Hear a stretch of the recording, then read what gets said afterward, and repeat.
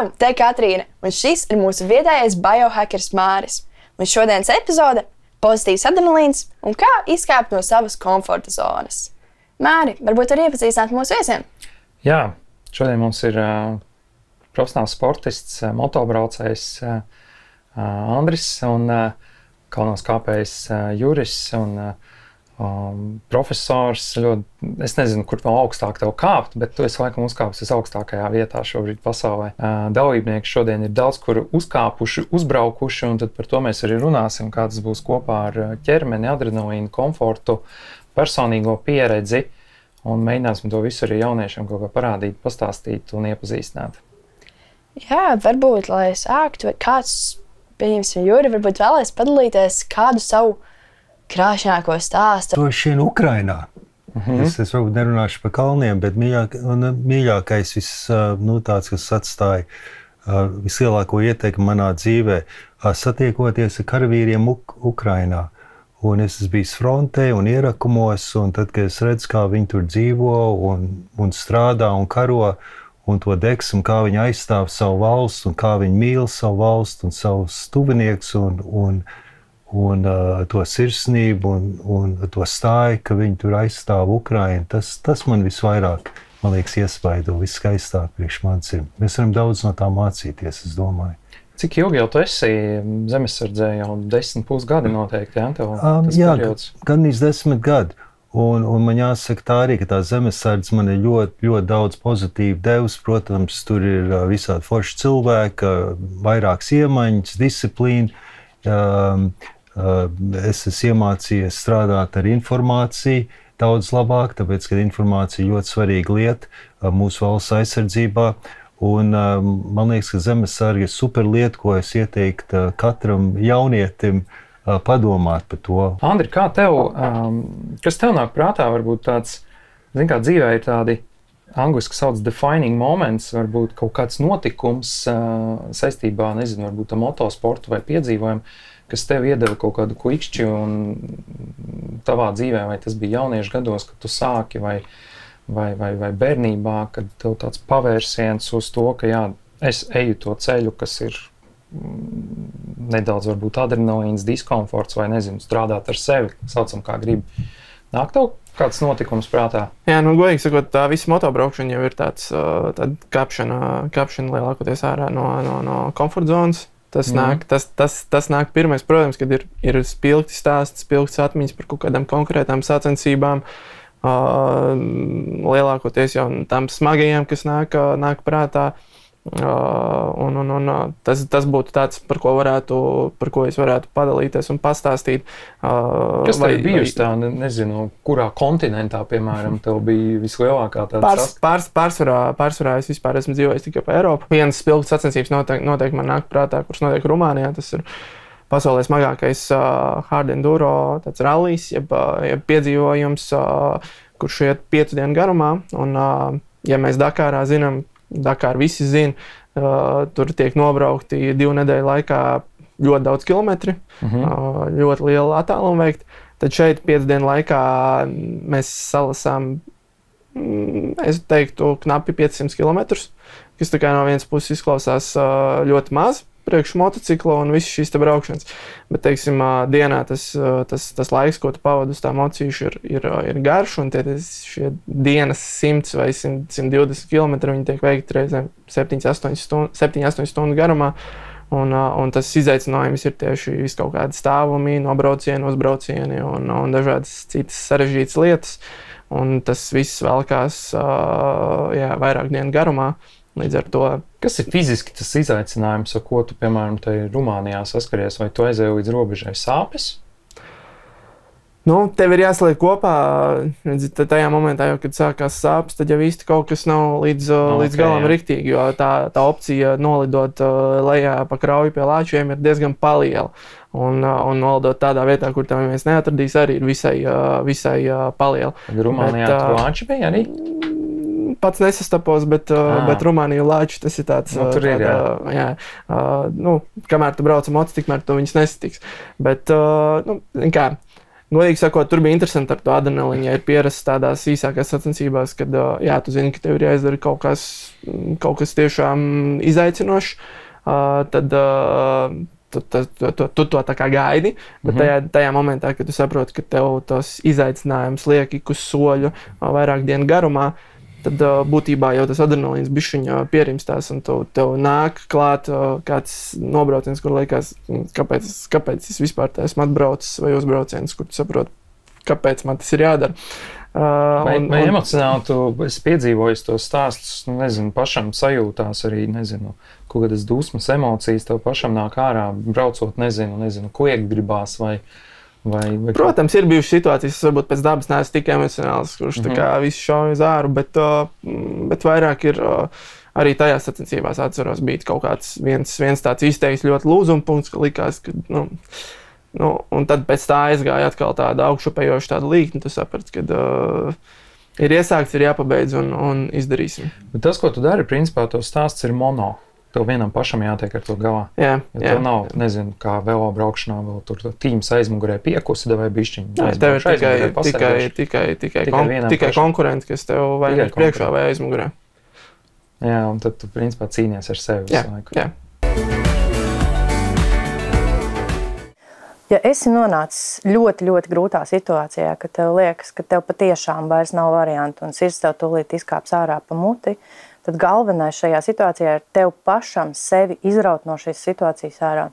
Un tu to vari darīt sekojoši. Ja tu paņem bļodu, ielej tajā ūdeni un piepildi to pilnu ar ledu, lai tas ūdens ir ekstra augsts, un pēc tam tu liksi galvu iekšā un vienkārši klieksi visu ārā. Un tas izskatās šādi. Ir bļoda, ir ūdens, ir ledus. Aiziet!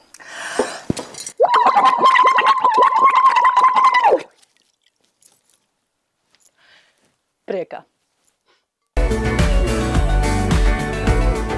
Ar grupu biju Itālijas Alpos, varētu teikt, uzkāpu 3150 metru augstumā. Un priekš dažiem no grupas locekļiem tas bija, to nevar salīdzināt.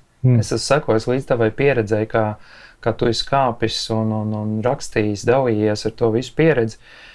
Tas ceļš noteikti ir garš, bet 8 kilometri uzkāpt, tas tev paņēma visdrīzāk, varētu teikt, visu tev dzīvi. Vai uzkāpt augšā, vai pareizi es domāju? Jā, bet es domāju, ka var salīdzināt. Es domāju, mēs visi jau sākam no nekā un uzkāpt 3,5 kilometrus. Es jau arī, jebkurš mēs tur sākam kāpt. Jā. Un, kad sasniedz tos 2 kilometrus, tad 3, un tad tu sajūties labi, tad tu gribi iet augstāk un augstāk. Un es vienmēr saku, tas ir ļoti dabīgi. Teiksim, mēs redzam kā bērni, vai ne? Bērni visur grib tur kāpt. Jā. Vai ne? Viņi nedomā par krišanu vai neko. Viņi tikai grib kāpt augstāk, un viņiem nav bail. Un, protams, ka tu kāp augstāk un augstāk, tur nāk līdz visādas, lietas, par kurām ir jādomā. Tāpēc, kad jau kāp augstāk, tad tas kļūst bīstamāk, fizioloģiski, emocionāli, psiholoģiski un tā tālāk. Bet katram ir savs ceļš, un uzkāpt 3,5 kilometrus, tas ir liels sasniegums. Un vispār galvenais, ka tu kaut ko dari. Ja? Kad iet un kāp Itālijā vai kā tu teici, Rumānijā, un ka tie lāči tur ir, un ka tu vari nokrist, un tas viss ir, man liekas, baigi interesanti, un tas jau pateica to dzīvi tik skaistu un krāšņu. Vai ne, ka viss tas neparedzamais ir, un tu nekad nezini, kas notiks, bet tu gatavojies, un tu ej un dari. Vai tev pašam izdevās, Jurij, kaut kur to baļu sajūtu arī sevī sajust, noķert, ielaist vai noķert ātrāk un neielaist? Kāds ir tas stāvoklis? Jā, redzi, es par šito, man to bieži jautā par bailēm, un es negribu teikt, ka man nav bailes. Man liekas, tas ir drīzāk tāds, es uztraucos, es nejūtos labi, teiksim, kad, es domāju, viens labs piemērs ir, varbūt jūs esat redzējuši Everestā vai, Himalejos kādreiz, kad iet pāri plaisai. Jā. Tad tur saliek tādas, trepes. Jā. Tur kādreiz saliek vairākas tās treps, tad tur tāds garš gājiens ir pāri, un tās treps kustās, un tev jāatcerās, tev ir dzelkšņi. Jā, un tam terapējam īstenībā tur ir tāds virves malā, nu, tu tā kā pieturies, bet viss jau kustās. Nu, un tad tu skaties tur lejā, un tur tā kā tāds bezdibens ir. Un tad tev jāiet pāri, un tu negribi iet pāri. Un tad, protams, viss tās spēles nāk galvā, ka tu zini, ka tev jāiet pāri, tu negribi iet apakai, nu jātiek pāri. Un tad tur ir tāds bailes. Bet tad kaut kas notiek galvā, tu jāsaņemās, un tad tu ej. Jā, tu pieķēries, un tu ej, un kaut kā lēnām, un tu nedomā, un neskaties lejā, un tu ej. Nu, un tad ir tāds, tur varētu būt tāds adrenalīns, tāds baigais. Jo tu zini, ka būs ziepes, baigais fokus. Tur ir tā kā lāzers, tur fokus ir. Un tad parasti man ir tā, ka es tiek gandrīz līdz galam, es pazaudēju to fokusu un kaut kā paklūpu, tad es lecu. Un tad es nokrītu. Man tā vienmēr ir. Es nezinu, kāpēc. Andri, kā tev tā līdzība, piemēram, tā safokusēšanās? Nāk domas kaut kādas, kas tev virza prom vai uzdod pēkšņi kaut kādu jautājumu lido iekšā galvā? Zini kā, parasti jau tajā momentā, kad ir kaut kas jādara, kad ir vai nu jālec vai jādod tā gāzi un jābrauc, tad nav laika vairs citām domām. Tev tikai viena tā doma, kā izdarīt to uzdevumu, kas tev ir jāizdara. Domā tu pēc tam, ja visi sanācis, tu domā, ja kaut kas nesanāca un kaut kur nokriti, tad tu domā, bet tajā momentā tieši pirms, tad ir, tas ir, man liekas, tas saldākais brīdis, kad tu saproti, ka tev nav laika vairs domāt par citām lietām. Jā, tas, ko Juris aprakstīja, ir tā situācija, tur noteikti nav laika domāt, bet, zinot to kalnos kāpšanu, mēs tur 1000 kāpumu metrus kāpjam. Es tā arī cilvēkiem saku, šodien laikapstākļi atļauj, ejiet savā tempā, principā sava iekšējā saruna, meditācija, turismus, kāpjam augšā, spēriet soli. Un ir daži cilvēki, kas saka, klausies, Māri, es zinu, ka jāiet, es vispār neskatos augšā, tāpēc, ka, ja es tikko paskatos, ka es redzu, ka tur kaut kur un pat vispār neredzu, man ir vienkārši redz. Bet tad, kad es šitā vienkārši disciplinēti hops, tu man pateici šodien laikapstākļi, ok. Tavā gadījumā, es domāju, Everests un viss tā 7000 uz augšu, kur tas bijis, tur visu laiku ir tā cīņa ar dabu un tādas lietas, kur ir tie riski. Un tev atkal, man liekas, tā analoģija ir visu laiku ir tā, tomēr mocīti braukt tur, tur vienkārši jāmoc.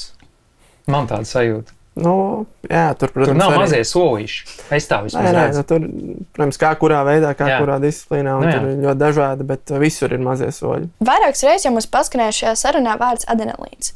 Un es varbūt gribēju paprasīt tieši, Andri, tev, ko tev vispār šis vārds izsaka? Ko tas nozīmē tavā dzīvē, šis pozitīvais adrenalīns tīpaši? Pozitīvais adrenalīns, laikam, tad tajā momentā, kad tu saproti, ka tu vairs nesēdi tā kā mēs tagad un jauki nerunā, bet tev iekšā ir tāds bišķiņ drebulīts. To es redzu kā tādu pozitīvu adrenalīnu, un tas ir tas, ko visbiežāk tieši tādās sacensībās un kaut kādos izaicinājumos sanāk noķert. Tas ir tas, ko varbūt ir grūtāk noķert tādā ikdienas treniņu darbā vai darbā, kad tev ir vienkārši jāizdara savas ikdienišķā lieta un tev neviens neņem rezultātu, bet tieši, jo mēs pieskaramies manā gadījumā sacensībām, jo tas nāk ar vien biežāk. Bet nav tā, ka viņš būtu tā kā lielākoties tas ir pirms tam, tad jau, kad tu sāc darīt to procesu, tad tu dari to procesu un viņš kaut kur aiziet, jo tu koncentrējies un fokusējies to, kas tev ir jādara.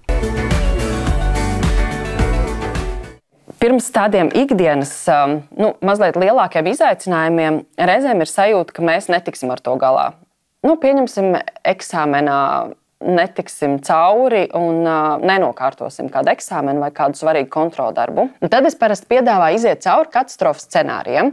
Tu vari arī paņemt talkā vienkārši kādu draugu, lai viņš tev uzdod konstanti vienu jautājumu. Kas notiks tad? Kas notiks? Saki, es nenokārtošu šo kontroldarbu. Ok, kas tad notiks? Tad es nepabeigšu skolu. Labi, kas tad notiks? Tad es nevarēšu atrast darbu. Labi, kas tad notiks? Tad es vienkārši palikšu uz ielas, man nebūs ienākumu, es būšu bombzis, es sākšu lietot narkotikas, dzert, un ar to arī mana dzīve beigsies. Un tad pajautā sev, cik šāds scenārijs, zinot tavu dzīvi, ir ticams, ka tu kļūsi par nenokārtojot eksāmenu, ka tu kļūsi par bombzi bez draugiem, bez ienākumiem, dzīvos uz ielas un nekad neko nesasniegsi. Un visbiežāk ir tā sajūta, ka tas ir diezgan muļķīgi. Ja iziet cauri katastrofas scenārijiem, tad ir skaidrs, ka daudz kas ir mums galvā, daudz kas ir mūsu domās, un liela daļa no tām domām nav patiesība.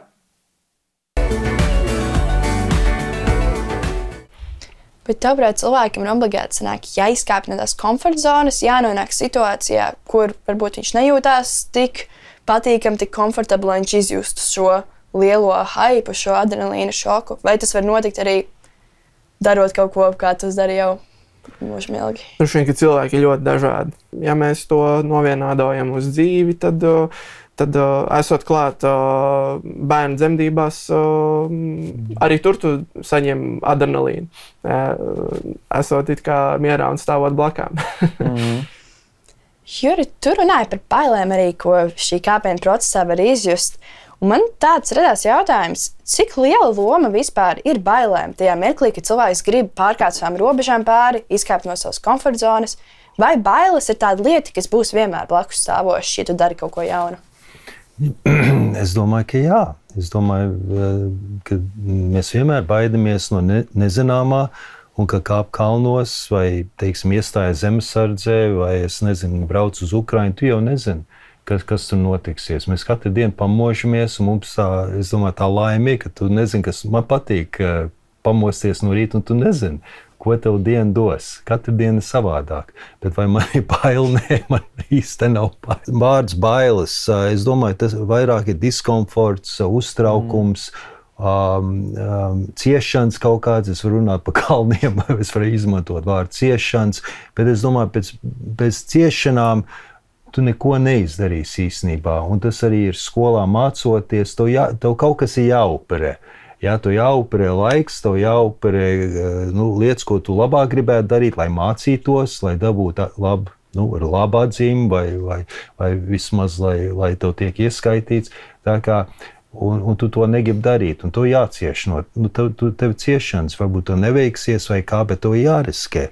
Un tas ir, man liekas, tāds normāls dzīves process. Tas galvenais jau, kad tu izlem kaut ko darīt, tu jau sāc to baiļu procesu tā kā izlīdzināt. Galvenais ir vienkārši es to darīšu, un tad tas process jau galvenais. Kā es vienmēr saku, ka tur sasniegt to virsotni, jā, tu to gribi to rezultātu. Starp citu, pirmo reizi, kad es kāpu, es nesasniedzu virsotni. Un tas, par ko tā grāmata ir. Un tas ir ok, galvenais domā, ko tu iemācījies no viss tā. Es, protams, reflektējos, ka man tur bailes bija, es tur tik līdz 7000, vienalga cik augsts. Un tagad, kad es tiku vēl augstāk, tad es biju priecīgs. Un es sapratu, es tikšu vēl augstāk un vēl. Un katreiz, kad tu droši vien tev, Andri, līdzīgi. Katreiz, kad tu bišķiņ tālāk tiec vai ātrāk vai ko, tas tev dod tādu pašapziņu, un tad tu gribi kaut ko darīt. Tad sanāk tā papildus gandrīz kā pašapziņa, ko tu iegūst, ir arī motivācija reizē turpināt un nepadoties. Jā, tieši. Jo tieši man īstenībā radās jautājums, kas vispār cilvēks motivē? Pēkšņi no nekurienes kādā pašam kaut ko tikt, varbūt normālam cilvēkam traku liekas, un taču diskomforts, kā tu jau viss pieminēji, tik daudz tur ir klāt arī varbūt nepatīkamais uzsākt savus robežas, pārbaudīt, izkāpt no savu komforta zonas. Par to Everestu, es domāju, bija tā, ka es jau kā bērns, es domāju, kas ir tas lielākais, ko var izdarīt vispārīgi dzīvē? Es domāju, uzkāpt Everestā. Es tā domāju. Es joprojām tā domāju. Un es domāju, ir vērts darīt lielas lietas un nevis kaut kādas mazas lietas. Tāpēc, ka tikpat tu liec to efortu iekšā mazās lietās kā lielās. Jēga darīt tās lielās lietas. Tu tagad katrā kontinentā esi uzkāpis visos 7000 un uz augšu, Jā, katrā kontinentā augstāko kalnu. Un atkal, tas ir baigi jauka, tāpēc man vajadzēja to Everestu. Tas ir ego, ķeksīt man vajadzēja. Jēgas tur nav nekāds. Tur augšā es pateikšu, kā tu jūties tur virsotnē. Tur bija migla. Un es gribēju ātrāk tikt lejā, tāpēc, ka tur bija tik stāvs, ka es gribēju tikt lejā pirms stums, lai es nenositos. Jo tas ir grūti uzkāpt. Parasti kāds tur nelaimes gadījumi notiek, ka kāp lejā. Runājot par bailēm, un es zinu, ka tu strādā ar bērniem. Un, kā tu redzi varbūt visu to emocionālo pusi uzreiz jau ieliekot bērnu tajā, nezinu, tajā sporta veidā, kā bērni iet cauri tam visam? Nu, bērni noteikti, kad ir tēma, kas ir tāds ļoti, ļoti plašs un viņi ļoti dažādi. Bet viennozīmīgi, kad attiecībā uz bērniem un uz pirmajiem soļiem vispār sportā un tieši manā sportā, kas braukt ar motociklu pārvarēt, kur bērni tur pārvar dažādas šķēršus un tā tālāk. Nu, liels procents no tā visa, vai viņš baidīsies, vai viņš nebaidīsies, vai viņam tas liksies pa grūti vai neliksies pa grūti, ir tas, kā tu viņu sagatavotam. Vai tu spēj viņu sagatavot kaut kādā ziņā, viņu nomotivēt, palīdzēt viņam tomēr riskēt un pārvarēt tās tev kā lielajiem šķietami mazās bailītes, bet priekš viņa lielu notikumu. Tas jau ir laikam tas interesantākais tieši tajā treneru darbā, ka tu vari stāvēt blakus un tu vari meklēt īstos vārdus, īstās metodas, kā palīdzēt iedrošināt, jo tu zini, tas viens pakāpiens, pēc tam nākošais, un tad tas viņā ir raisa to kaut kādu adrenalīnu vēlmi to visu atkārtot un iet tālāk. Ja tu vari varbūt īsumā, kādas ir tās metodas, kā tu motivē cilvēkus, piemēram, mazs bērns, tomēr viņš ir nedaudz sabijies, bet tu redzi, ka viņš grib to darīt. Viņam tad nedaudz tās bailes vienkārši nomākuši. Kā tu motivē viņu pārkāpt nedaudz tām bailēm pāri? Nu, attiecībā uz bērniem jau galvenokārt tīpaši maziem bērniem līdz kaut kādam pusauģu vecumam.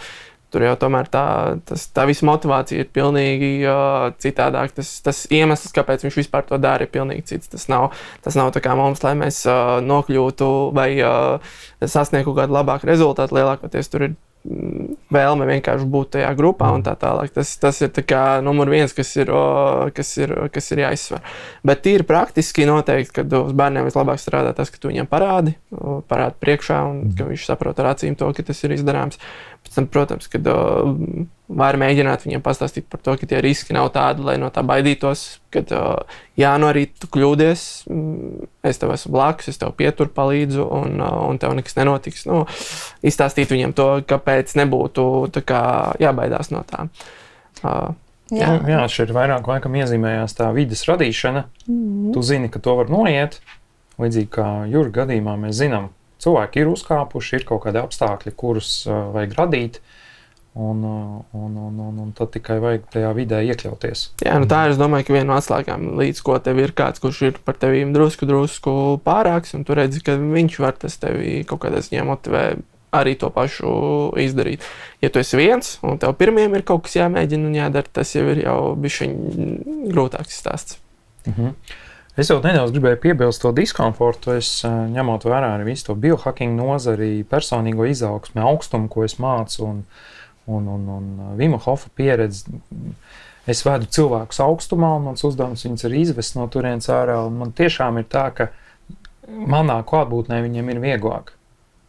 Kaut arī es ļoti labi zinu, ka katrs to var izdarīt. Nu, iespējams, Juris tagad arī teiks, ka, principā, ja katrs grib uzkāpt Everestā, to var izdarīt. Vienkārši ir zināms soļi, kas jādara, uz moču arī var uzkāpt, un vienkārši jādara, jāizlemj, un ja tas sapnis virziens ir tāds, tad vienkārši jādara, bet nedaudz diskomfortu vienmēr vajag. Es to redzu, kā tas ir tas izaugsmes formāts, kādā formā viņš kuram ir, kāds vajag tikai darīt, atrodi ko, un tas adrenalīns un pēcadrenalīns vai kaut kāds emocijas, bailes sajūtas, viņas tur vienmēr būs.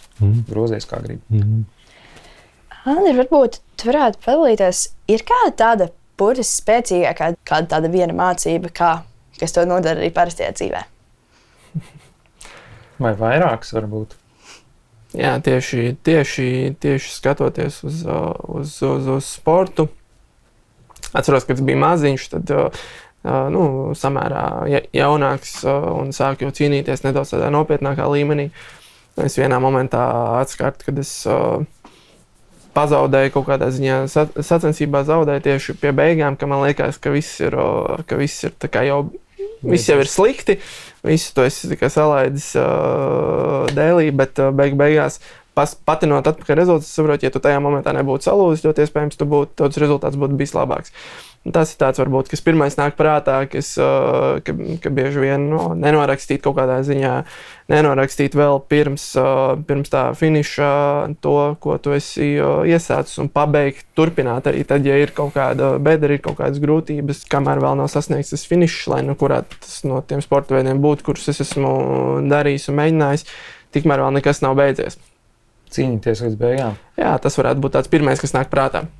Jurij, es esmu kalnos arī bijis un zinu, ka lielākais traumu risks ir kāpjot lejā. Tāpēc, ka kas tur notiek? Pastāstot, kur ir tas risks, ka tu rekurte ir Everests un kāpēc kāpjot lejā? Diezgan vienkārši, tāpēc, ka tu visu savus pulsus veltīs, lai tiktu virsotnē, un tu esi ļoti nogurs un pārgurs, un tu neiestaupīs vairāk spēka droši vien. Man tāpat ir viss puls, lai tiktu uz virsotni, un tad to jākāp lejā. Un tu esi nogurs, un ir ļoti stāvs un ledains, un bīstam, jo vieglāk ir iet kāpt augšā, kad ir ledains un stāvs. Kāpt lejā ir grūtāk, un tāpēc notiek tās. Es to redzu analoģiju, ka ir svarīgi izvirzīt pareizu mērķi. Mērķis ir nevis uzkāpt, bet mērķis ir nokāpt. Mērķis ir nevis nobraukt, bet arī savā ziņā veselam, fiziskam un būt gatavam atkal nākamajām sacensībām. Es teiktu tā, tas neskaitās, ja tu nenokāp dzīves. Tas ir briesmīgi teikt. Tu nevar noķekst, un no fiziski arī nenoķeksies. Ķeksīt nedod par to, ka uzkāp un nenokāp. Viņi dod certifikātu, ka nokāp, viņi dod certifikātu. Es man liekas saņēmu. Runājot par jauniem piedzīvojumiem, Juri, tu uzkāpi burtiski pasaules virsotnē. Vai pēc šādi kāpiena parastā dzīve neliekas pārāk lēzena? Vai varbūt ir tieši pretēji? Es esmu ļoti apmierināts ar sevi patreiz, ka es esmu uzkāpis. Es pat nelietotu vārdu priecīgs vai laimīgs. Es esmu ļoti apmierināts. Un neliekas lēzena, tāpēc, ka no tā, redz, kad es kāpu, mēs runājam par motivāciju, kas motivē. Viena no tām motivācijām man bija vairākas viņas, viena no tām motivācijām man bija, kad es zināju, ja es uzkāpšu, tad man kaut kā domāšana mainīsies, es varēšu grāmatu rakstīt, es varēšu par to runāt, es varēšu iedvesmot citus cilvēkus to darīt. Tāpēc man arī bija ļoti svarīgi uzkāpt, jo, ja es neuzkāpšu, es nevarēšu tās lietas darīt. Tā kā, vai man dzīve lēznāk? Nē, tāpēc, ka man ir ļoti daudz lietas, ko es tagad varu darīt. Viena no tām lietām, ko es daru, es reflektējos ļoti daudz un domāju, kā tas viss bija. Es negribu novienkāršot, ka man jautāja jautājums, negribu tur kaut kādas melnbaltās atbildes, tāpēc, ka tur nav melnbalts viss. Vēl viena lieta ir, man jāsaved savs ķermenis kārtībā, tāpēc, kad es tomēr jūtu to vēl pēc 2 mēnešiem tās sekas. Es jūtos nogurs, man atmiņa nav tik laba, kā viņa bija. Var redzēt, ka es jautāju, ko jūs jautājāt. Ne, bet varbūt tas vecums vienkārši. Bet senjora moments, kā saka.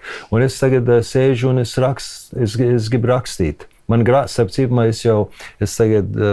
10. augustā grāmata par Ukrainu, ko es arī, kamēr Everestā biju, es arī tur mazliet rakstīju, un tagad man būs jauna grāmata par Ukrainu, un tagad man jāraksta vēl viena grāmata par Everestu, tā kā man ir daudz ko darīt. Un tāda grāmata rakstīšana, mēs laikam pieskārsim, viņa arī nav viegla. Jā. Sēdēt un rakstīt, tas ir liels darbs, un skaisti kaut ko uzrakstīt, vispārīgi tas ir wow.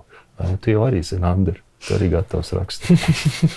Vēl neesmu mēģinājis, bet nojaušu, ka tas nav tik vienkārši, kā izstāst no malas. Kā ir ar to motivāciju, Andri? Arī pie tevis nāk pieaugušie un bieži vien kaut kādu nodarbi jaunu mēs iesākam, forši kaut kāds brīdis, tiklīdz tu saskaries ar kaut kādiem šķēršļiem, tas cilvēks vai pazūd vai atkrīt atpakaļ ierīnas kaut kādā dzīvē un, izkrīt no treniņu procesa un skaties pēc pusgada gadu viņš nav viņam vairs tas svarīgi. Bet sākotnēji viņš sāka, viņam bija tur tas. Kā tu varbūt mēģini, varbūt tas vairāk ar pieaugušiem bērniem, man liekas, viņus vajag vienkārši iedrošināt, radīt vidi un spēlēties un palīdzēt. Bet tieši tā, varbūt tā, kur jau pieaugušā vecumā mēs esam, 18 uz augšu. Jā, vairāk, man liekas, tieši manā tajā sfērā man tas lielāks izaicinājums tieši ir strādāt ar bērniem. Tāpēc parasti, kad atnāk jauns bērns, es jau startā izrunāju vecākiem. Mēs saprotam, ka pēc pirmajiem 2-3 treniņiem mēs neizdarīsim kaut kādus secinājumus, ka tagad tas būs galvenā nodarbošanās. Kaut kādas reizes pāris, un tad jau tu saproti, ka tas pirmais, tas patīkamais, jo lielākoties ar bērniem ir tā, viņi atnāk uz treniņu, vai nu viņš pēc 3 minūtēm pasaka, ka viņam ir bail no moču, un viņš nekāpst jau virsū. Tā ir reti, bet reizēm ir. Un tad otrs variants, mēs nobraucam to treniņu, viņš ir ļoti lielā starā. Un tāds pats parasti ir otrais treniņš, varbūt vēl trešais, bet pēc tam jau mēs nonākam pie secinājuma, ka tas tāpat kā jebkurš cits sporta veids, jebkur cita nodarbe, ir arī ne tikai vienkārši fani, bet tev ir jāsāk strādāt un jāatkārto kaut kas un jākāp sev pāri. Tas būtu attiecībā uz bērniem. Bet... Man ienāca prātā, Katrīna, tev jautājums, un varbūt varam arī atdot to mūsu viesiem. Manuprāt, jauniešiem tāda disciplīna noturēties, gatavoties kaut kam ilgi, gadu, 2, 3, nezinu, Everests vai sacensības vai fiziski, mentāli sev sagatavot, sagādā milzīgas grūtības šobrīd. Tā gluži es neteiktu. Protams, arī, man liekas, atkarīgs no cilvēka. Es domāju, ka ir cilvēki, kas tiešām, ja tas mērķis tik ļoti ir vizualizēts, tad arī tas ceļš, tu esi gatavs ilgāku laiku veltīt šim ceļam. Bet, protams, ar mūsu pašreizējo apstākļiem pasaulē... Jo viss ir viegli šobrīd. Viss ir ātri un viss ir viegli. Tāpēc tas varētu būt, manuprāt, tas šķērslis, kas... Šis ir tas šķērslis. Šis ir tas šķērslis, telefons, kad tur sēž visu laiku iekšā, manuprāt. Jo, ja mēs apskatāmies... Telefonā viegli var uzkāpt Everestā šobrīd. Jā, mēs varam izlasīt kā pārī, sēdēt, gulēt, ēst čips un skatīties, kā cits uzkāp. Bet, ja vajag padomāt, cik mēs laiku tērējam tajā telefonā, uzprasīsim jauniešiem, cik tu tērē laiku, tu vari kaut ko citu darīt, tu vari lasīt grāmatu vai vienalga ko citu, iet sportot, iet augstā ūdenī, iet motobraukt. Jo, zini, tu sēd tajā telefonā un tur nekādas jēgas nav, nekādas, nulle. Ja tu sāki tādu interesantu lietu, kas vispār ir jauniešiem, kuriem ne visiem pieeja tur kalnos kāpt vai kādu ekstrēmu sporta veidu, bet ja tu gribi kaut kādā veidā to savu robežu nedaudz pabīdīt, ko es kā jaunieti pat mājās sēžot, ko es varētu izdarīt, kas manas tās robežas sāk lēnām bīdīt? Nu, es teiktu, manā gadījumā iet staigāt gar jūru, piemēram. Teiksim, no Liepājas uz Ventspili, piemēram, uzstāt savu mērķi, vai ir kolka dubulti, ir tāds gājums, kaut ko. Un vienkārši iet, paņem mugursomu, telts un iet un palikt pa nakti, un tev ods sakodīs, tad tu sapratīsi nākamreiz to jāņem līdzeklis, un šitā te, un tur minimāls risks ir, bet tas ir forši jauniešiem, izdzīvot mežā, dabā, iepazīsties ar dabu, parunā kokiem, parunā skudriņiem. Tas ir tas, ko Zemesardze, man liekas, tev arī māca, tā valsts aizsardzības mācība. Jā, arī Zemesardzē tas ir, protams, iemācies visas tās lietas darīt, lai var izdzīvot un lai var aizsargāties. Jā. Protams. Tev ir kādreiz tā bijis, ka tu kaut ko gribi darīt, taču tevi atver bailes. Un tad sākās visādas negatīvas domas, ja notiek tās, ja notiek šitas. Jā, man arī tā reizēm notiek. Tāpēc es gribētu tev piedāvāt eksperimentu. Iedomājies, kas varētu būt sliktākais, kas varētu notikt, tomēr tu izdarītu to lietu, no kuras baidies. Pieraksti. Nākamais solis – izdari to lietu, no kuras tu baidījies. Tagad pieraksti, kāds ir reālais iznākums. Kas notika? Salīdzini. Vai kaut kas no tā, no kā tu baidījies, sākumā piepildījās? Bieži vien mūsu prāts iztēlojās visdažādākos scenārijus, kas realitātē nemaz nenotiek. Tas ir normāli, tas ir tas, ko prāts dara. Bet tas nenozīmē, ka mums ir jāņem nopietni katra negatīvā doma. Andri, vai tev nāk prātā, piemēram, kaut kas arī līdzīgs, varbūt analoģijā, kā mazais solīts nonākt līdz tevīm, ko jau mājās var, nezinu, ko tu ieteiktu, varbūt, ja gala rezultāts ir, varbūt? Droši vien, kad mums ir katram kaut kāda lieta, kas mūs interesē, ar kuru mēs darbojamies un kas mūs tā kā piesaist. Tad izvērtējot to lietu vai to nodarbošanos, vienalga, vai tas ir taisīt ēst, vai sportot, vai filmēt video, vai darīt jebko, Tu vienmēr vari nospraust kaut kādu mērķīti, kas ir ārpus tavas kaut kādā ziņā komforta zonas. Un ja tas tev patiešām patīk un saist, es domāju, ka tev radīsies arī tā motivācija un vēlme nokļūt un kaut kādā veidā izdzīvot viņu un sasniegt to mērķi. Tas būtu tāds, droši vien, kad paskatīties nedaudz plašāk uz to, ko tu dari un varbūt nospraust kaut ko nedaudz tālāk, nekā tu esi aizdomājis līdz šim. Jā, pasapņot, nospraust. Es no savas puses pielikšu vienu lietu ļoti vienkārši. Augsta duša vienkārši iedod tādu integrāciju un tādu emocionālo triggeri, ko es mācu, kas ir vajadzīgs un visa tā daba arī jūsu dzīvēs, viņi ir klātesoši visu laiku jāsadzīvo ar augstumu, karstumu un tādām lietām. Jā, man ir tāds prieks, ka šodien studijā mēs esam tik visi tādi ceļotāji un ceļot mīļoši, ka, man liekas, mēs varētu doties kopīgā piedzīvojumā. Precīzāk, 60 gadus nākotnē. Pafantazēsim nedaudz, kā varētu izstīties šīs robežas cilvēkiem, komforta zona, ekstrēmais sports, kāds viss varētu būt nākotnē. Varbūt jums kādam ir kāda jau bilde, kas sāk burties? Manis vairs nebūs pēc 60 gadiem, bet tas ir ok. Bet es skatīšos no augšas, kā jūs darbojaties. Bet es domāju, kalnā kāpšanā Everests būs, jo, diemžēl, komercializēts. Tur droši vien būs tā, ka tur varēs uzbraukt ar pacēlāju kaut kādā veidā. Es tā domāju. Ar dronu? Jā, tur droni tagad ir, bet tur vajag atļaujas. Mums bija drons. Bet jā, tur varēs varbūt uzlidot, būs lidmašīnas, jo tagad tur nevar, tāpēc, ka gaisa vienkārši retināts. Bet es domāju, ka tā griba darīt šādas lietas nerimsies, jo pasauli liela un plaša, un mēs runājam par polāriem lāčiem, tāpat Grenlanda. Es pāršķērsoju slēpēm pāri Grenlandai.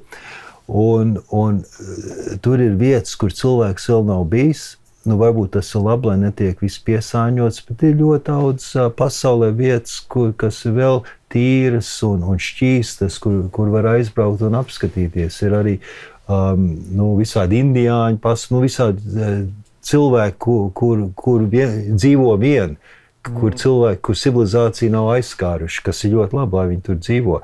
Bet es domāju, pēc 60 gadiem, protams, arī šīs tehnoloģijas un viss, kas ir mīnus, es domāju, zināmā veidā, bet man liekas tā cilvēku vēlme iet uz kaut ko, jo tas ir galvenais, man liekas, cilvēkam kaut kam ticēt un uz kaut kādu virzienu, iet uz kaut ko, un tas, man liekas, būs. Es domāju, ka tu runā par to, ka tie, kas meklē tās robežas, viņi būs. Jā. Un viņi atradīs veidus, tas turpināsies, un tas būs ārpus kaut kādas, tas, kas noteikti, tā teikt, normas. Visu laiku cilvēki kaut kur atradīs. Es varu pieminēt vienu faktu, ko es lasīju par motosportu, ka rekordi sāka krist tad, kad iemācījās saskrūvēt kaulus un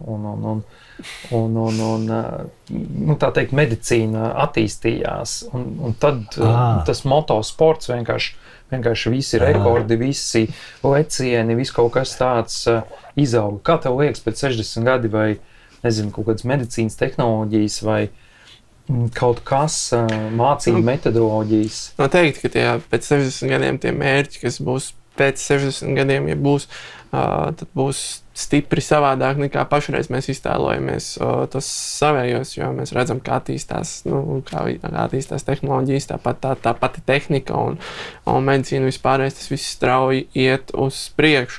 Bet tagad tu teici, kad vienmēr jau būs, neskatoties uz to, kur mēs būsim, kas būs saistoši cilvēkiem pēc tiem 60 gadiem, vienmēr jau kaut kāds tas robežas gribēsies kādiem pataustīt un kurā sfērā tas būs, vai vēl joprojām būs aktuāli braukt ar moci daudz un dažādos veidos, vai būs aktuāli apskatīt kalnus un visas lietas. Es ceru, ka jā, bet nevar es to apgalvot, bet es domāju, ka būs kaut kādas lietas, kurās tāpat gribēsies cilvēkiem pārbaudīt. Pozitīvi nots par to nākotni, ka tiešām tajā nezinu, nosauksim to adrenalīnu ekstrīmo sporta veidu virzienā, būs vienmēr kāds, un šeit tā apziņa ir tāda, ka cilvēki saprot, ka tur pašam būs jādara, tur nekāda tehnoloģija tev nepalīdzēs, jo šeit viss, kur nav tas varbūt tas ekstrīms, ir simtiem veidi, kā dzīve atvieglosies, daudz kas, bet tad, kad mēs ejam uz tām kaut kādām mega robežām, it sevišķi sportā, viskur, tur tomēr tas uzsvars būs uz mani. Man pašam vajadzēs baigi mainīties, un tas nemainīsies. Kā tev, Katrīna, ir tāds sajūta? Jā, no vienas puses piekrīt, bet man kā pašai vienmēr patīk redzēt reiz arī otru pusi. Tāpēc man radās jau tāda ideja. Virtuālā realitāte un visi šie mehānismi, kas arvien ātrāk attīstās, vai kādreiz būs iespējams tiešām caur, ka uzliec brilles, nonāc citā realitātē un tad tu uzkāp Everestā, bet tas īstenībā notiek tavās brillēs. Bet īstenībā, man liekas, vai iespējams to tehnoloģiju būtu tik ļoti attīstīta, ka tas adrenalīna rašs būs tāds pats? Kā jums liekas, ir bijusi pieredze virtuālām realitātes brillēm? Es pastāstīšu vienu piemēru, ko es esmu redzējis TikTokā. Cilvēks uzvelk virtuālās brilles, iet, un viņam ir jānoiet, viņš ir augsts celtnē, viņam ir jānoiet 10 metri pa līniju, bet tas viss ir virtuāli. Es saprotu, ko tu saki. Un cilvēki vienkārši emocionāli brūk. Tas ir pilnīgi reāli uzkāpt Everestā tā, ka uz 99% piedzīvot to, ko tu piedzīvoji, un nobraukt Rumāniju uz 99% visā tajā pieredzē, ka radīt tos apstākļus tādus, ka tu tur to lāci redzi, tos laika apstākļus, kā jums liekas? Jautājums, vai tomēr nebūs tā, ka cilvēkiem tomēr gribēsies tos 100? Es saku, man tā sarūjūt uz 99 varēs, ka būs tas 1%, ka tur nevar dabūt to, bet tie 99 jau vienkārši kosmos varētu būt. Virtuālā realitāte, man liekas, pēc 60 gadu tas varētu būt vienkārši būt tāds virtuālās realitātes turisms. Es domāju, ekstrēmais turisms. Būs 100%. To taisnība, jā. No otras puses, gan es arī saskatu šajā ko pozitīvi, jo, manuprāt, tā varētu būt iespēja cilvēkiem, kuriem tās bailes tomēr ir tāds šķērslis, viņi baidās, bet viņi grib pamēģināt, varbūt sākumā virtuāli, varētu būt diezgan labs iedrošinājums. Tas kā tāds treniņu nometne varētu būt fantastiski. Bet tā jau dara. Tā jau dara. Ar lidmašīnām un viss. Jā, lidmašīnas piemērs, vilcienu simulācijas, smago automašīnu treniņu, braukšanu. Jā. Es domāju, mēs varam lēnām atgriezties tā kā tagadnē.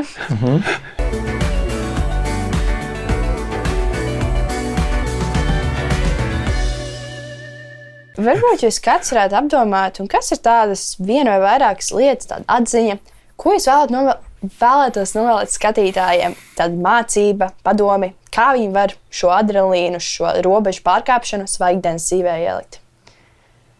Juri, ja tu ir kā sākt. Ok.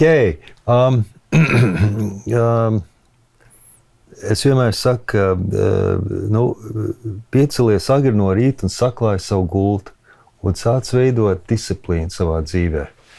Tā būtu viena māte, vienkārši sāc darīt lietas. Un, protams, viss tas vecais vajag mērķi, izdomā, ko tu gribi darīt. Es zinu, ka tas kādreiz nav vienkārši, jā, ko es darīšu ar savu dzīvi. Un man liekas, tas baigi neforši, ka, teiksim, mūsu vidusskolniekiem, viņiem jau skolā ir tā kā jāsaka, kādā virzienā viņi ies. Jā, man liekas, tas ir šausmīgi, jo es joprojām nezinu, kādā virzienā es iešu savā dzīvē, vai ne? Tā ir, visu laiku mēs kaut ko tur. Jo vairāk tu dari lietas, jo vairāk ir interesanti un tu gribi iet visur. Tā kā es domāju, ka jāmēģina izdomāt, kas tev patīk un vienkārši ej uz to. Kļūst cik labs, cik tu vari, iemācies visu, ko tu vari. Ja tu gribi klavierus spēlēt, sāc spēlēt, cik tu vari. Ja tu gribi mots braukt, sāc iemācies visu par to motociklu, brauc par ielu, ko es negribu iet tavā piedot, ka es tā. Ja tu gribi kalnos kāpt, sāc gar jūru staigāt, un tad uz Alpiem un tā lēnā garā. Galvenais ir sākt iet un kaut ko darīt. Vēl viena lieta, ko es iemācījos, ir, ka mūsu ķermenis un mūsu prāts ir tik fenomenāls, un viņš ir ka es kāpu Everestā, vienkārši ir to, ko es varu izdarīt. Es maz nezināju, ka es varu izdarīt. Jā? Ka tu domā, ka tu vairs nevari, tu vari vēl. Jā, un kā tas notiek, man pat neliekas tas svarīgi, bet vēl viena lieta, ko es domāju, ka vajag, kad jātic kaut kam. Jātic, tāpēc, ka es varu apgalvot, ka es gāju kāpu kalnā. Es zinu, ka man kaut kas nāca līdzi, lai man tur palīdzēt un mudināt. Es esmu pilnīgi pārliecināts. Tā kā kaut kādas lietas jātic vienkārši, jādara, nesiet savā telefonā. Enerģija rodas kustībā, darīšanā, darbībā. Jā, bet nav formulas. Es tā kā, kas ir tas, ko es ieteiktu? Dar to, kas tev patīk. Tam nav jābūt kalni vai sports, varbūt mākslā vai IT vai kā tik pieminēts kaut ko cept un vārīt, taisīt to visgaršīgāko pīrāgu, kas, vislabāko pīrāgu pasaulē. Piemēram, tā kaut kā kļūst, baigais, tā kā eksperts tajā lietā, kur neviens tev nevar tikt klāt. Vai tā kā mūsu vecmāmiņas arī. Viņas tur cep un vārīja, un neviens tā nevar izdarīt vairs, jo viņas to, vai ne, viņas var uzadīt visu kaut ko tik perfektu, ko nevar neviens cits izdarīt, jo viņas to darīja un darīja. Tā kā tas arī mums no tā jāmācās. Tur nekas jauns nav, tas ir 100 gadu jau. Vai ne, viss ir izdarīts, izdomāts. Andri, kā tev liekas, varbūt kas būtu tas tāds, ņemot vērā arī varbūt tādu jauniešu auditoriju, kā tu redzētu, varbūt, kā nonākt līdz tam kaut kādai, devai, rekomendācijai, kā pieķerties šīm lietām, kas ir tie virzieni, kur tu... Tā jau izskanēja tik daudz no jūra, ka pat grūti papildināt, bet noteikti runājot arī par to, ko mēs runājam, par to virtuālo un vispārējo. Ja mēs esam tādā virtuālā priekšvakarā, tad droši vien, ka labākais novēlējums būtu izbaudīt vēl, kamēr varam visu to autentisko darīšanu tādu, kādu viņi vēl ir pašreiz. Ka var reāli sasmērēties divos, nevis tikai virtuāli paskatīties uz to. Tātad baudīt to reālo dzīvi vairāk. Kamēr mēs vēl to varam, un kamēr tas viss jau paliekās ar vien mainās un paliek citādāks un tā tālāk. Man, Juri, tev papildus jautājums radās, kā izlemt, kā uzlikt, no kurienes rodās tā ideja? Jo tu, protams, runā tādas pašsaprotams lietas, bet ir kaut kāds apjukums sabiedrībā, ir jauniešiem apjukums. It kā darot var. Bet tu teici, raidījuma sākumā, tu jau tā kā bērnībā, kur augstāk? Everestā. No kurienes tā doma sēko rodās? Tā doma kaut nāk no augšu, no kaut kurienes. Un, tur ir tā ticība, ka kaut kam gaišākam, lielākam ir jāredz un jāspēlē ilgtermiņu. Mums jāpaļaujās, tāpēc, ka nav formulas, mums ir kaut kā, man liekas, bieži vien mēs tā kā domājam, ka viss tik strukturizēts ir un A līdz B līdz C līdz D, un kādreiz mums tā kā vienkārši jāļaujās, jo tās atbildes jau nāk, es esmu vecāks pie jums, un es jums varu pateikt, kad ir tāda baigi skaistā lieta, kas ir, ka tu izklausās tā kā pasakā, bet kad tu ieklausies savā sirdī. Ja tu viņu sauc par dvēseli, sirdsapziņu vienalga, kad tu sāc īsti tā kā, jo tev viss tās atbildes tev ir iekšā, ko darīt, ko nedarīt, vai tas ir pareizi, vai tas ir nepareizi. Mēs jau zinām. Teiksim, es atceros arī, ka es biju jauns, un ja es iešu šovakar uzdzīvot, es jau zinu, ka rītā man būs grūti lekcijās, vai man jāiet uz darbu, es nepieceļšos varbūt, man tur kāds tur bārsies, es to zinu, bet es eju uzdzīvot tik un tā, vai ne? Muļķīgi, bet jo man sirdsapziņa jau ir pateikusi, ka nedara to. Beldiņš tur ir pateicis, bet tu aizēji. Tā kā varbūt vajag bišķītī klausīties iekšā savā, es nezinu, sirdī vairāk. Jo tas strādā, tas patiešām strādā. Cik daudz, Andrij, tev tajās situācijās uz robežas tu jūti, ka ir kaut kāds, papildus atbalsts, vai viņš mājās ir, vai viņš ir vēl kaut kur, kas tev palīdz arī iet uz rezultātu, vai turpināt darīt tās lietas, ko tu dari?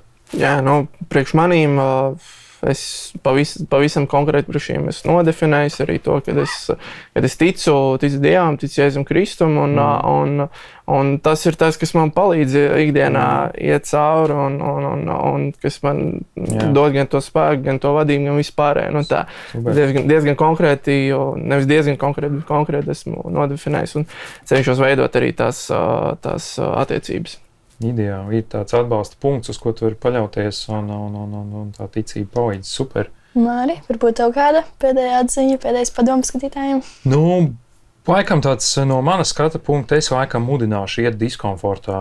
Viens no variantiem ir nedaudz augstuma, nedaudz karstuma vajag, nedaudz fiziskās sodas, ko mēs te visi runājam. Psiholoģiski vajag sevi arī kaut kur pažmiegt, un tur, kur liekas, ka nevajag iet, varbūt emocionāli, džekiem varbūt grūtāk, vajag tur iet un paskatīties, kas tur darās. Vajag dažreiz nepaēst, mēs pa daudz ēdam, teiksim, lai fizisko, emocionālo dabūtu kaut kur, tad mums vajag pabadoties, tā kā paņemt kādu dienu brīvu no ēdiena, un tad arī kaut kāda skaidrība iestājās galvā, kas tad ir, kas tad nav. Tā kā nedaudz diskomforta rekomendēju visiem katru dienu pa druskai, un tad dzīve būs šokolādē. Jā, diskomforts, un mēģinam visu, ko vien gribās, un daram visu, ko gribās. Jā. Bet labi, šodien tad arī saku paldies mūsu brīnišķīgiem viesiem. Paldies tev, Māri. Paldies visiem. Un paldies arī skatītājiem. Paldies. Tiekamies tad jau nākamajā epizodē.